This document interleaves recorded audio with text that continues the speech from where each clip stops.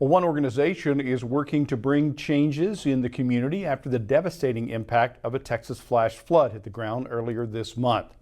Heart to Heart is helping thousands of people address their unmet health needs by providing them with hygiene kits, medicine, tetanus vaccines, and emergency funds to the local healthcare partners.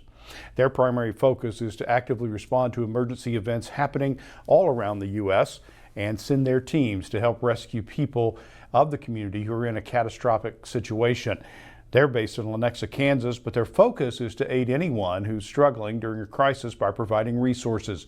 They're headquartered here in the area in the U.S., but they're working with over 100 countries around the world to support people and meet their needs. You can find out more about the organization and what they're doing at hearttoheart.org. And for more information on this story, you can visit our website at newspressnow.com.